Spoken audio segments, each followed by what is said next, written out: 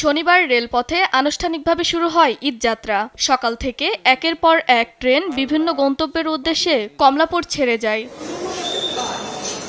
সকাল থেকেই যাত্রী উপস্থিতিতে মুখর হয়ে ওঠে কমলাপুর রেল স্টেশন। বেলা বাড়ার সঙ্গে সঙ্গে বাড়তে থাকে ভিড়। তবে প্রথম দিনে সিট পেতে বেগ পেতে হয়নি যাত্রীদের। যদিও বেশিরভাগ ট্রেনই 15 থেকে 20 মিনিট দেরিতে স্টেশন ছেড়েছে, তারপরও প্রিয়জনের কাছে ফিরতে পারার আনন্দ ছিল সবার কণ্ঠে। অনেকদিন পরে বাড়ি যাইতেছি, পরিবারের সাথে ঈদ কাটাবো, এটার আনন্দই তো অন্যরকম। নারীর টানে সবাই ফেরে বাড়ির দিকে, আমরাও যাচ্ছি। ভালো তো লাগবেই, কারণ পরিবারের সাথে ঈদ করতে যাচ্ছি অনেকদিন পরে।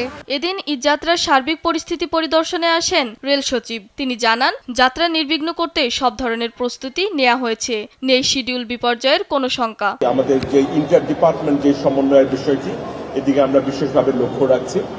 আমরা আশা করছি যে এবার অন্যান্য বারের মতোই, মানে গত বছর এবং গতবার ঈদের মধ্যে আমরা স্বস্তিদায়ক ঈদ আপনাদেরকে উপহার দিতে পারবো। এদিন সড়ক পথেও অনেককে ঢাকা ছাড়তে দেখা যায়। তবে সায়েদাবাদ বাস টার্মিনালে ছিল না বাড়তি চাপ। কাউন্টারে এসেই অনেকে পাচ্ছেন কাঙ্ক্ষিত গন্তব্যের টিকিট।